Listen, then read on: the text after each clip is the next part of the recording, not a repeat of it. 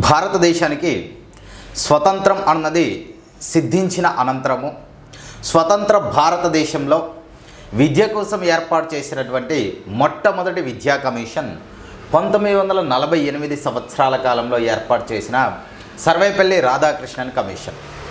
ఈ సర్వేపల్లి రాధాకృష్ణన్ కమిషన్ను భారతదేశంలో విశ్వవిద్యాలయాల స్థాయి విద్యను ఏ విధంగా అభివృద్ధి చెందించాలి, విశ్వవిద్యాలయాల స్థాయి విద్యలో తీసుకురావలసినటువంటి సంస్కరణలు ఏమిటో తెలియజేయవలసినదిగా భారతదేశంలో ఉన్నటువంటి central advisory board of education అనేటువంటి విద్యా సంస్థ స్వతంత్ర భారతదేశంలో మొట్టమొదటి విద్యా కమిషన్ను నియమించడం జరిగింది.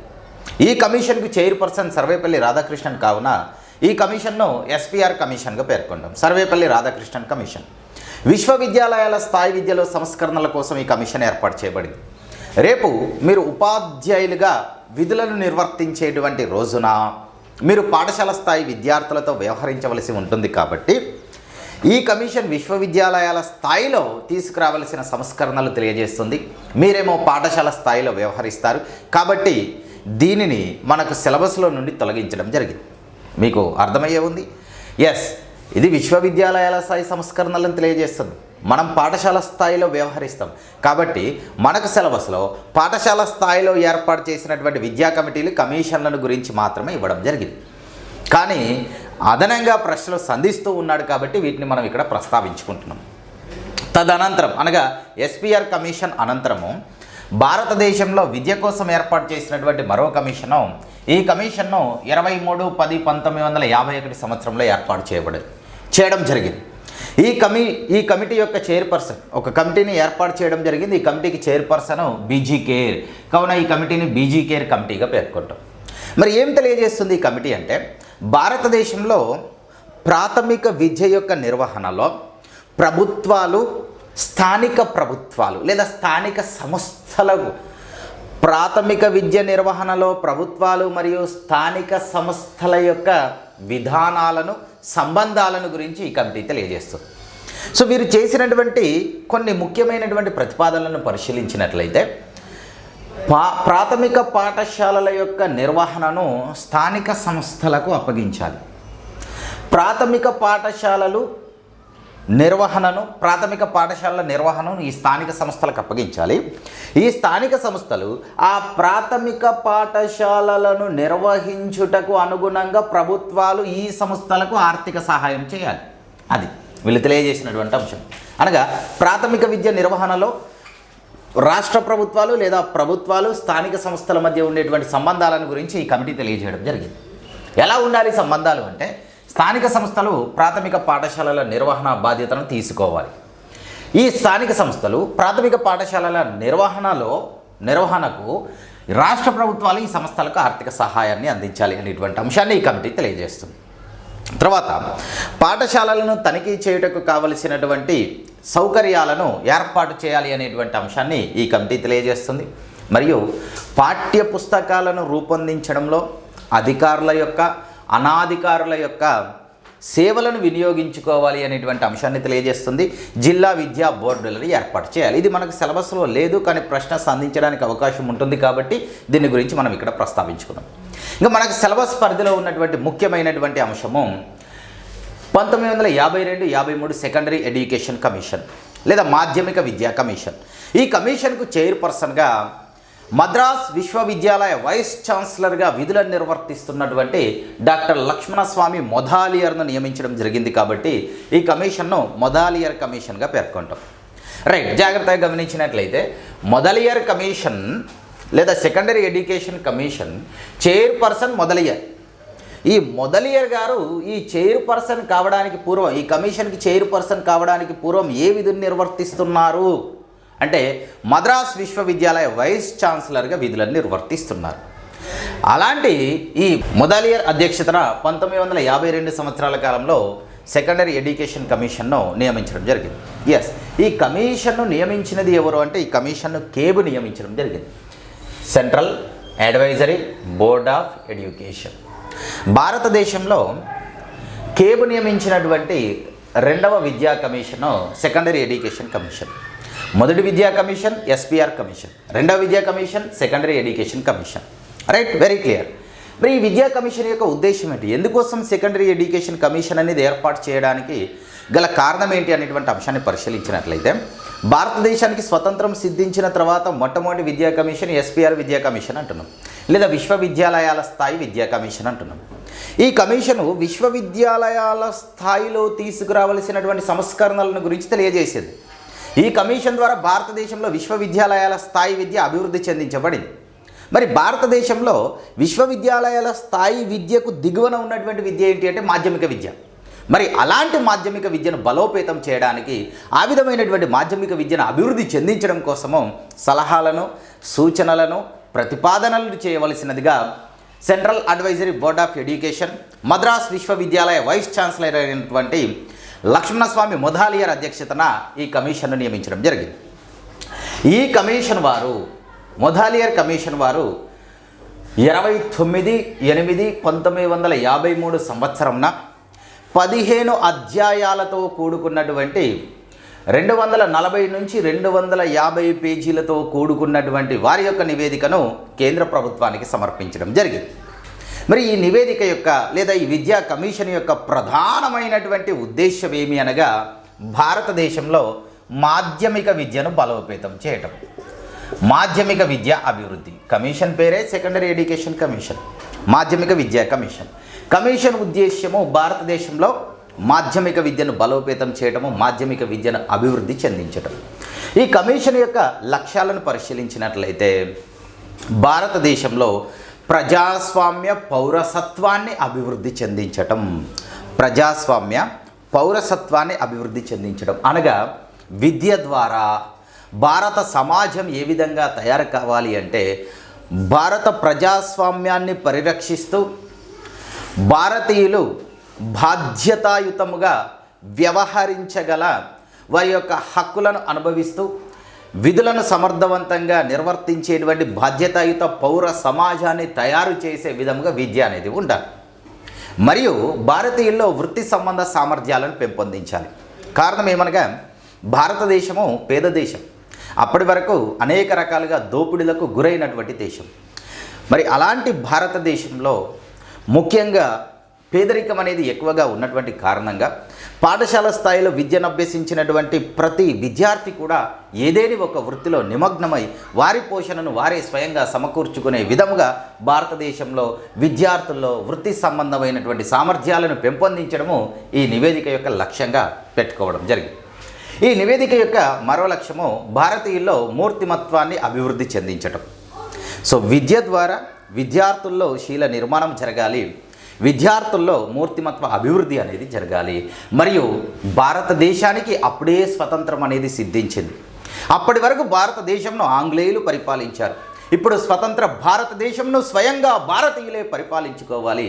మరి స్వతంత్ర భారతదేశంను స్వయంగా భారతీయులు పరిపాలించే విధంగా విద్య అనేది విద్యార్థులను ఎలా తయారు చేయాలి అంటే, విద్యార్థులు అనేవారు భారతదేశ ఆర్థిక, సామాజిక, రాజకీయ రంగాల్లో రాణించేటువంటి నాయకత్వ లక్షణాలను పెంపొందించే విధంగా విద్య ఉండాలి అని ఈ విద్యా కమిషన్ వారు తెలియజేయడం జరిగింది. సో ఇది ఈ విద్యా కమిషన్ యొక్క లక్ష్యాలు ఈ విధంగా కలవు.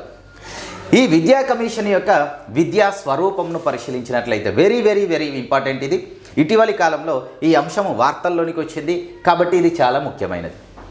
ఈ కమిషన్ ప్రకారము భారతదేశంలో విద్యా స్వరూపం ఏ విధంగా ఉండాలి అంటే 5+3+4+3గా ఉండాలి. వెరీ వెరీ ఇంపార్టెంట్, ప్రశ్న సంధించడానికి అవకాశం ఉంటుంది. 5+3+4+3 విద్యా స్వరూపాన్ని ప్రస్తావించినటువంటి విద్యా కమిషన్ సెకండరీ ఎడ్యుకేషన్ కమిషన్ లేదా మొదలయ్యారు కమిషన్. రైట్గా గమనించాలి. వీరు పాఠశాల స్థాయిలో 7 సంవత్సరాల మాధ్యమిక విద్య ఉండాలి అన్నారు. 7 సంవత్సరాల మాధ్యమిక ఉండాలి, అది 2 స్థాయిలుగా ఉండాలి అని తెలియజేయడం జరిగింది. ఎస్, గమనించాలి. ఇక్కడ ఈ విద్యా స్వరూపంలో మొదటి 5 దేనిని తెలియజేస్తుంది అంటే, ఈ మొదటి 5 ప్రైమరీ ఎడ్యుకేషన్ను తెలియజేస్తుంది, 1 నుంచి 5 తరగతులను గురించి తెలియజేస్తుంది. ఈ 3+4 దట్ ఈజ్ ఈక్వల్ టు 7. ఈ 7 అన్నది దేన్ని తెలియజేస్తుంది అంటే మాధ్యమిక విద్యను తెలియజేస్తుంది. ఈ కమిషన్ తెలియజేసినటువంటి అంశము 7 సంవత్సరాల మాధ్యమిక విద్య ఉండాలి. ఈ 7 సంవత్సరాల మాధ్యమిక విద్య 2 విధాలుగా ఉండాలి, 2 స్థాయిలో ఉండాలి. ఎస్, క్లియర్గా 7 సంవత్సరాల మాధ్యమిక విద్య 3+4 అని 2 స్థాయిలుగా ఉంది. అందులో ఇక్కడ 5 అంటే 1 నుంచి 5 తరగతులు ప్రైమరీ ఎడ్యుకేషన్, ఇక్కడ 3 అనగా 6, 7, 8 తరగతులు. దీన్ని మధ్య మాధ్యమిక విద్య అంటాం, మిడిల్ సెకండరీ ఎడ్యుకేషన్ అంటాం. సెకండరీ ఎడ్యుకేషన్ అంటే ఈ 7 years education, 7 year education secondary education అంటాం. ఈ సెకండరీ ఎడ్యుకేషన్ 2 విధాలుగా ఉండాలి, 2 స్థాయిల్లో ఉండాలి. అందులో నెంబర్ 1 3 అంటే 6, 7, 8 క్లాసెస్, దీన్ని మిడిల్ సెకండరీ ఎడ్యుకేషన్ అంటాం, మధ్య మాధ్యమిక విద్యగా పేర్కొంటాం. నెక్స్ట్ 4 అనగా ఇక్కడ 4 అనగా 9, 10 +1 +2 తరగతులు. దీనిని హయ్యర్ సెకండరీ ఎడ్యుకేషన్గా పేర్కొంటాం, ఉన్నత మాధ్యమిక విద్యగా పేర్కొంటాం, లేదా మాధ్యమికోన్నత విద్యగా పేర్కొంటాం. మాధ్యమిక విద్య అంటే ఈ 7 సంవత్సరాలు, మధ్య మాధ్యమిక విద్య అంటే ఈ 3 తరగతులు, మాధ్యమికోన్నత విద్య అంటే ఈ 4 తరగతులు. క్లియర్? తర్వాత ఈ 3 అనగా 13, 14, 15 అనేటువంటి స్నాతక విద్య. సో ఇక్కడ 5 అంటే 1 to 5 primary education, 7 years secondary education అనేది ఉండాలి, అది 2 స్థాయిల్లో ఉండాలి. ఇక్కడ 3 అంటే మిడిల్ సెకండరీ ఎడ్యుకేషన్, 4 అంటే హయ్యర్ సెకండరీ ఎడ్యుకేషన్, ఇక్కడ 3 అంటే యూనివర్సిటీ ఎడ్యుకేషన్, విశ్వవిద్యాలయాల విద్య, స్నాతక విద్య, గ్రాడ్యుయేషన్. సో వీరి ప్రకారము విద్యా స్వరూపం అనేది ఈ విధంగా ఉంటుంది. క్లియర్? ఎన్ని సంవత్సరాల మాధ్యమిక విద్య ఉండాలి? 7 సంవత్సరాల మాధ్యమిక విద్య ఉండాలి. అది ఎన్ని భాగాలుగా ఉండాలి? 2 భాగాలుగా ఉండాలి. అందులో 3 అనేటువంటి భాగం ఏ తరగతులను తెలియజేస్తుంది? 6, 7, 8 తరగతులను తెలియజేస్తుంది. 4 అనేటువంటి భాగం ఏ తరగతులను తెలియజేస్తుంది? 9 నుండి +2 వరకు ఉన్నటువంటి తరగతులను తెలియజేస్తుంది. దీన్ని మాధ్యమికోన్నత విద్య అని, దీన్ని మధ్య మాధ్యమిక విద్య అనేటువంటి పేర్లతో పిలవడం జరుగుతుంది. సో ఇది వీరి యొక్క విద్యా స్వరూపం. మరి వీరి ప్రకారము ఏ విధమైనటువంటి పాఠశాలలు భారతదేశంలో నెలకొల్పబడాలి అనేటువంటి అంశాన్ని పరిశీలించినట్లయితే, భారతదేశము పేద దేశము, భారతదేశం అప్పటి వరకు అనేక రకాలుగా దోపిడీలకు గురి కాబడినది, భారతదేశము ఇటీవలి కాలంలోనే స్వతంత్రాన్ని సంపాదించినది, భారతదేశం అన్నది మొగ్గ దశలో ఉన్నటువంటి దేశం. మరి ఇలాంటి దేశంలో పాఠశాలలు అనేవి కేవలం ఏదేని ఒక విద్యను అందించినట్లయితే భారతదేశ అభివృద్ధి అనేది సాధ్యం కాదు. మరి భారతదేశ అభివృద్ధి అనేది సాధ్యం కావాలి అంటే పాఠశాలలు ఏ విధంగా ఉండాలి అంటే బహుళ రకాల విద్యలను విద్యార్థులకు అందించే విధంగా ఉండాలి అనేటువంటి ఉద్దేశంతో వీరు మల్టీపర్పస్ స్కూల్స్ విధానాన్ని ప్రతిపాదించడం జరిగింది. Very very important. భారతదేశంలో మల్టీపర్పస్ స్కూల్స్కి పితామహుడిగా పేర్కొనబడేటువంటి విద్యావేత్త ఎవరు అంటే లక్ష్మణస్వామి మొదాలియార్. బహుళార్థ సాధక పాఠశాలల పితామహుడిగా లక్ష్మణస్వామి మొదాలియార్ను పేర్కొంటాం. అనగా పాఠశాలల్లో విద్యార్థులు సాధారణ విద్యతో పాటుగా సాంకేతిక విద్యను అభ్యసించాలి, వృత్తి సంబంధ విద్యను అభ్యసించాలి. ఈ విధంగా ఒకే పాఠశాలలో భిన్న రకాల విద్యను అభ్యసించేటువంటి పాఠశాలల్ని బహుళార్థ సాధక పాఠశాలలుగా పేర్కొంటాం. Very very important. భారతదేశంలో మల్టీపర్పస్ స్కూల్స్కి ఆద్యుడిగా ఎవరిని పేర్కొంటామంటే లక్ష్మణస్వామి మొదాలియార్. బహుళార్థ సాధక పాఠశాలల పితామహుడిగా ఎవరిని పేర్కొంటామంటే లక్ష్మణస్వామి మొదాలియార్. సో ఇది బహుళార్థ సాధక పాఠశాలలు. మరియు గురుకుల పాఠశాలలు అనేవి ఉండాలి. భారతదేశం అనేది అభివృద్ధి చెందాలి అంటే ప్రజాస్వామ్యం పరిరక్షించబడాలి. వీరు ప్రారంభంలోనే చెప్పారు. మరి ప్రజాస్వామ్యం పరిరక్షించబడాలి అంటే అందరూ విద్యావంతులు కావాలి. అందరికీ విద్యను అందించడం కోసము గురుకుల పాఠశాలలు కూడా నెలకొల్పబడాలి అనేటువంటి అంశాన్ని తెలియజేశారు. మరియు మనం ప్రారంభంలోనే చెప్పుకున్న భారతదేశం పేద దేశం, భారతదేశానికి అప్పుడే స్వతంత్రం అనేది సిద్ధించింది. భారతదేశము వ్యవసాయ రంగంలోనూ, పారిశ్రామిక రంగంలోనూ, సాంకేతిక రంగంలోనూ అన్ని విధాలుగా అభివృద్ధి చెందాలి. మరి అభివృద్ధి చెందాలి అంటే భారతదేశంలో సాంకేతిక విద్యను అందించేటువంటి పాఠశాలల్ని కూడా నెలకొల్పాలి. సాంకేతిక విద్య అభివృద్ధి ద్వారానే భారతదేశంలో ఆర్థిక పరిపుష్టి అనేది సాధించబడుతుంది, ఆర్థిక అభివృద్ధి అనేది సాధించబడుతుంది. సో దానికోసం సాంకేతిక పాఠశాలల్ని నెలకొల్పాలి అని తెలియజేశారు. మరియు భారతదేశంలో పబ్లిక్ స్కూల్స్ అనేవి ఉండాలి. ఈ పబ్లిక్ స్కూల్స్ అనేవి స్వయం పోషకాలుగా ఉండాలి అనేటువంటి అంశాన్ని వీరు తెలియజేశారు. ఇంకా ముఖ్యమైనటువంటి అంశము భారతదేశంలో అందరూ విద్యను అభ్యసించాలి. భారతదేశంలో లింగ సమానత్వము అనేది లోపించినది. లింగ వివక్షత అనేది భారతదేశంలో అధికంగా ఉంది. సో కాబట్టి మహిళలు అనేవారు వివక్షకు గురి కాకుండా, బాలికలు వివక్షకు గురి కాకుండా బాలికలు సైతం విద్యను అభ్యసించడం కోసము ప్రత్యేక బాలికా పాఠశాలల్ని నెలకొల్పాలి అని సిఫార్సు చేసినటువంటి విద్యా కమిషను మొదలియార్ కమిషన్. సో భారతదేశంలో గర్ల్స్ స్కూల్స్ ఆవిర్భవించుటకు కారణమైనటువంటి విద్యా commission, secondary education commission. So వీరి ప్రకారము భారతదేశంలో పాఠశాలలు అనేవి ఈ విధంగా ఉండాలి. మరి ఈ విధమైనటువంటి పాఠశాలల్లో విద్యా ప్రణాళిక అనేది ఏ విధంగా ఉండాలి, పాఠ్య ప్రణాళిక ఎలా ఉండాలి అనేటువంటి అంశాన్ని మనం పరిశీలించినట్లయితే వీరు బహుళార్థ సాధక పాఠశాలలు ఉండాలి అన్నారు భారతదేశంలో. పాఠ్య ప్రణాళిక ఎలా ఉండాలి అంటే విద్యార్థుల యొక్క నిజ జీవిత అవసరాలకు అనుగుణంగా ఉండాలి. నిజ జీవిత అవసరాలను తీర్చేదిగా పాఠ్య ప్రణాళిక నిర్మాణం ఉండాలి.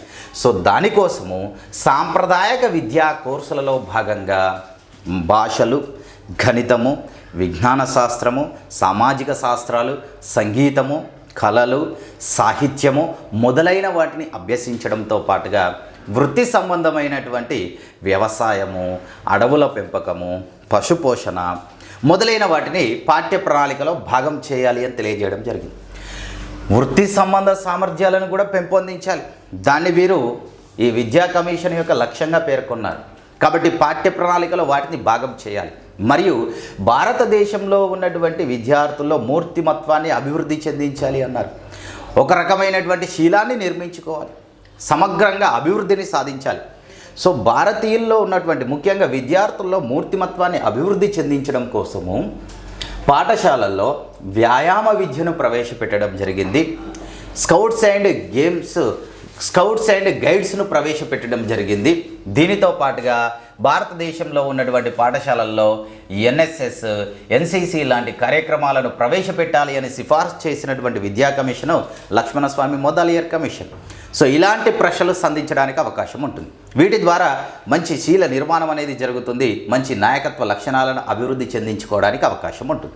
సో పాఠ్య ప్రణాళిక అనేది ఈ విధంగా ఉండాలి, నిజ జీవితానికి అనుగుణంగా ఉండాలి, భావి జీవిత అవసరాలను తీర్చేదిగా ఉండాలి, మరియు వృత్తి విద్యలు అనేవి పాఠ్య ప్రణాళికలో భాగంగా ఉండాలి, పని విద్యలు పాఠ్య ప్రణాళికలో భాగంగా ఉండాలి.